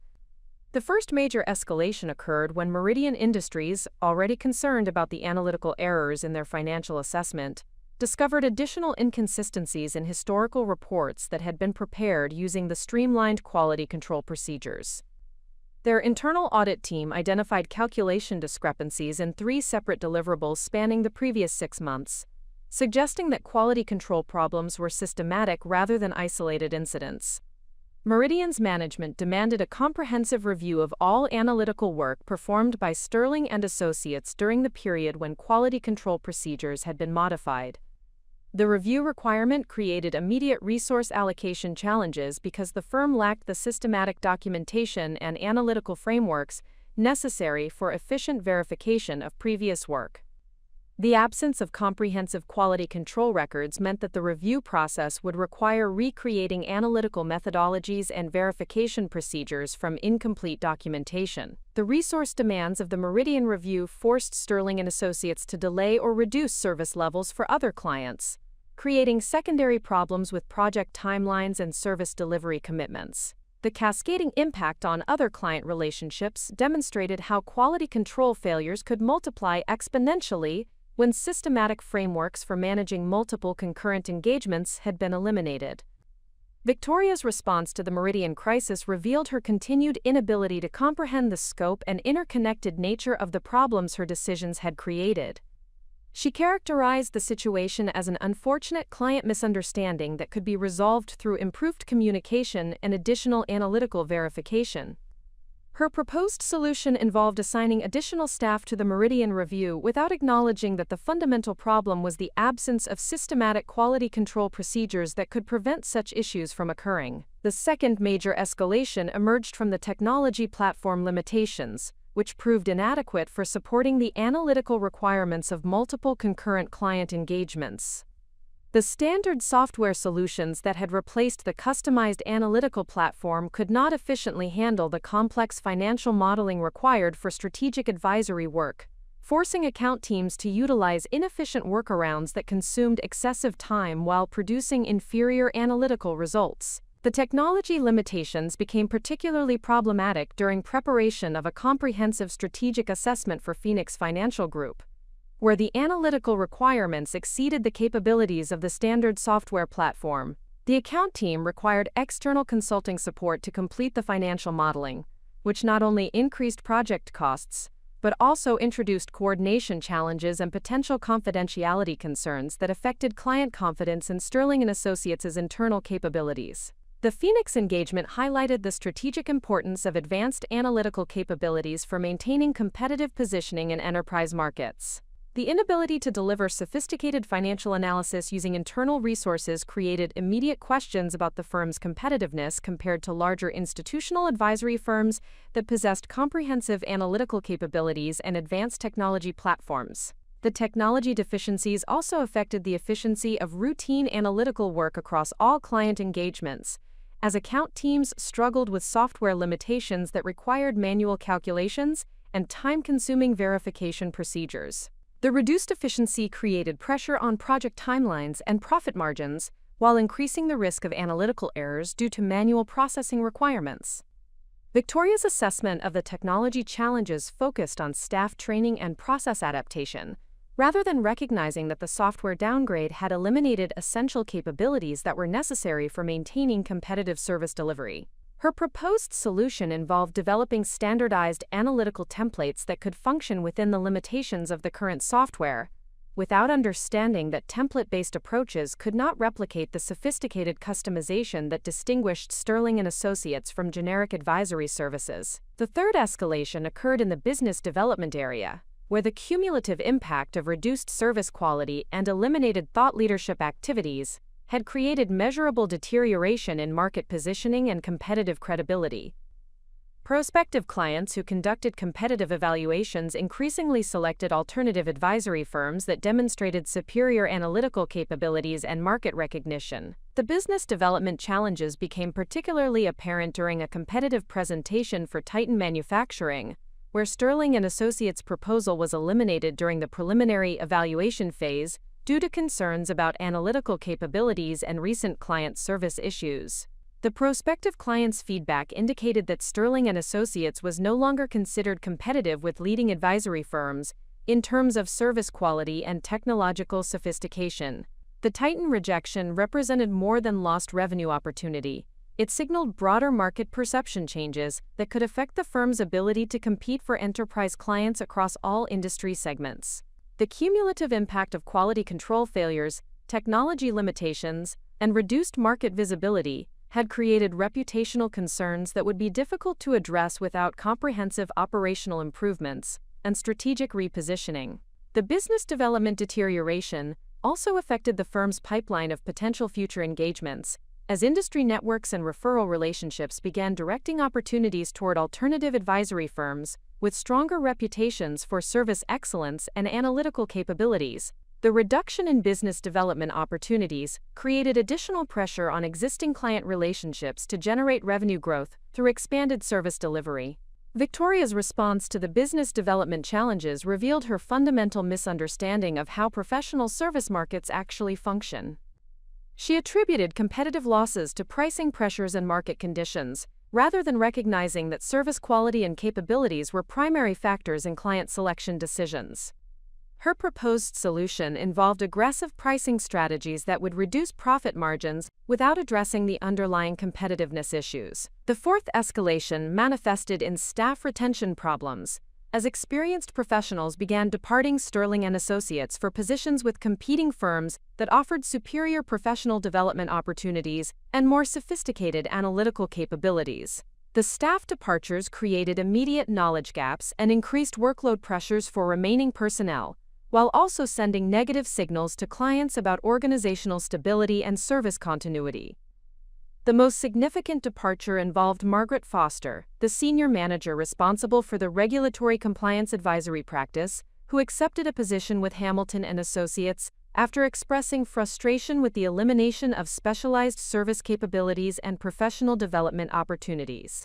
Margaret's departure effectively ended Sterling and Associates' ability to serve clients requiring sophisticated regulatory expertise, forcing the firm to refer such opportunities to competitors. The loss of regulatory compliance capabilities represented a substantial reduction in service breadth and competitive positioning that would affect the firm's ability to serve enterprise clients with comprehensive advisory requirements. The departure also eliminated specialized expertise that had taken years to develop, and would be extremely difficult to replace given the firm's reduced market reputation and limited professional development opportunities. Additional staff departures in the analytical and account management areas created operational disruptions that affected service delivery for multiple client relationships simultaneously. The remaining staff members found themselves overwhelmed with increased responsibilities, while lacking the systematic support frameworks that had previously enabled efficient performance and quality control. Victoria's assessment of the retention problems focused on compensation and benefits issues, rather than recognizing that professional growth opportunities and intellectually challenging work were equally important motivational factors for high-performing advisory professionals. Her proposed solutions involved salary adjustments and improved work-life balance policies, without acknowledging that the elimination of advanced capabilities and sophisticated client work had reduced the fundamental attractiveness of positions at Sterling & Associates. The fifth escalation occurred when Harrison Sterling returned from medical leave and conducted a comprehensive assessment of the firm's operational status and financial performance. His evaluation revealed the full scope of the deterioration that had occurred during Victoria's leadership, including declining client satisfaction, reduced competitive positioning, and systematic elimination of capabilities that had been essential for the firm's market success. Harrison's assessment documented measurable declines across all key performance indicators, including client retention rates that had decreased from 97% to 82%, revenue pipeline reductions of approximately 40%, and profit margin compression due to increased operational inefficiencies and competitive pricing pressures. The comprehensive analysis revealed that Victoria's cost reduction initiatives had actually increased total operational costs while reducing service quality and competitive capabilities.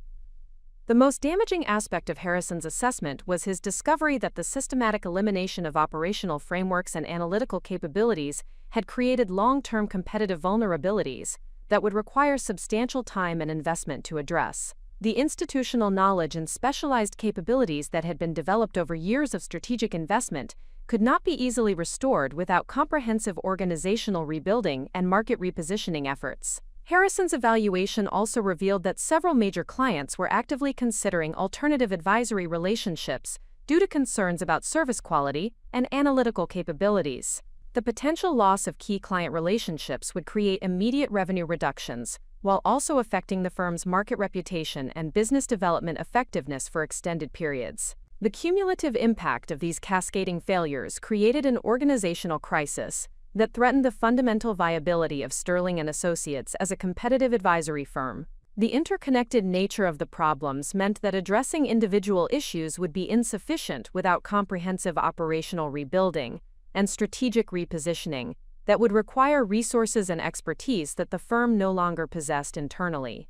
Victoria's response to Harrison's assessment demonstrated her continued inability to acknowledge responsibility for the strategic failures or understand the scope of the problems her decisions had created. She attributed the difficulties to temporary market conditions and implementation challenges, rather than recognizing that systematic elimination of proven capabilities had created fundamental competitive disadvantages that would persist without comprehensive correction.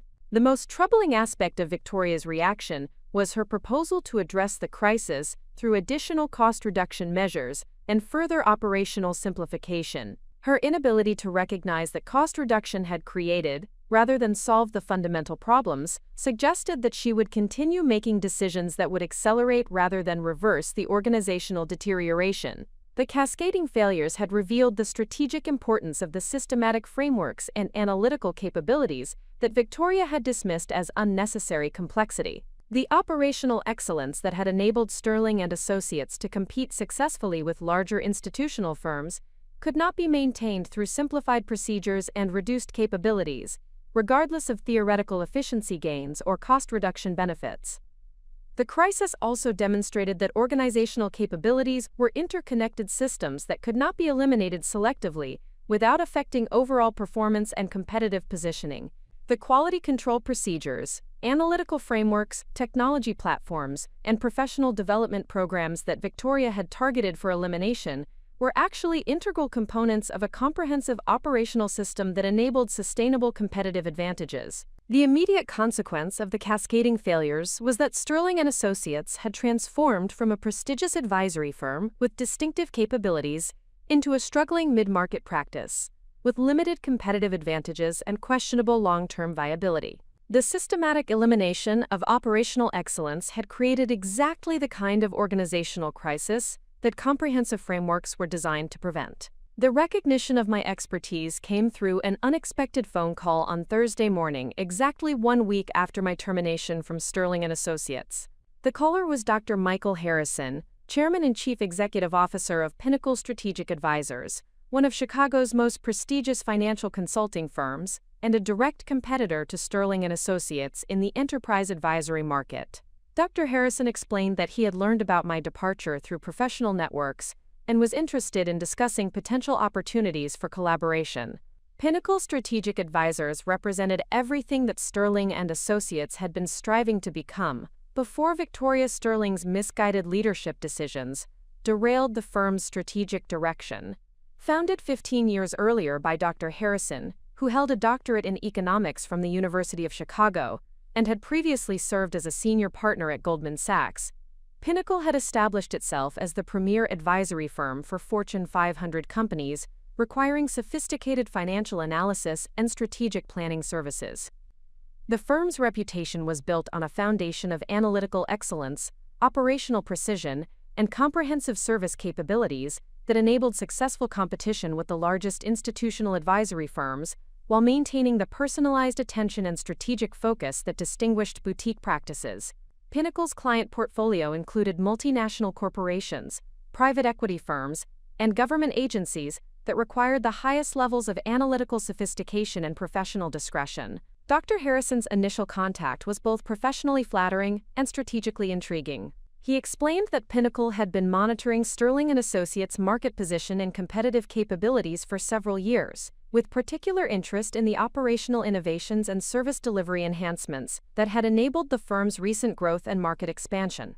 He indicated that industry analysts had attributed much of Sterling & Associates' competitive improvement to systematic operational excellence and strategic planning capabilities that exceeded typical mid-market advisory standards. During our initial conversation, Dr. Harrison demonstrated a sophisticated understanding of the strategic value and competitive importance of the operational frameworks and analytical capabilities that I had developed at Sterling & Associates. His questions revealed comprehensive knowledge of modern advisory firm management and appreciation for the systematic approaches that enabled sustainable competitive advantages in sophisticated markets. Dr. Harrison explained that Pinnacle was pursuing an aggressive growth strategy that involved expanding service capabilities and market penetration, while maintaining the analytical excellence and service quality that had established the firm's premium market position. The growth strategy required operational expertise and systematic frameworks that could support increased scale and complexity without compromising the service differentiation and competitive advantages that justified premium pricing and attracted sophisticated clients.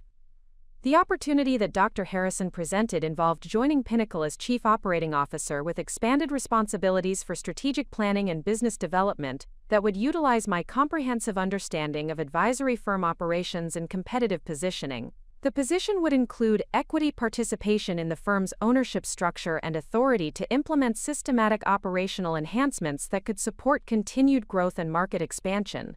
The compensation package that Dr. Harrison outlined exceeded my previous salary at Sterling & Associates by approximately 40%, while the equity participation provided opportunities for substantial additional compensation based on the firm's continued growth and profitability. More importantly, the position offered the professional recognition and strategic authority that had been systematically undermined during Victoria Sterling's tenure as Chief Executive Officer. The cultural alignment between my professional values and Pinnacle's organizational philosophy was immediately apparent during our discussions about strategic planning and operational excellence.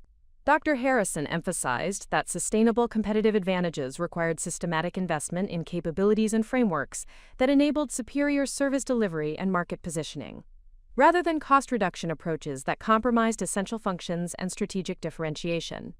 Pinnacle's commitment to operational excellence was evident in their existing systems and procedures, which incorporated many of the best practices and analytical frameworks that I had developed at Sterling & Associates, while extending those concepts to support larger-scale operations and more sophisticated client requirements. The firm's technology platform included advanced analytical capabilities and comprehensive reporting systems that exceeded the standards typically available at mid-market advisory firms. The professional development opportunities at Pinnacle included access to advanced training programs, industry conferences, and continuing education initiatives that would enhance analytical capabilities and strategic thinking skills.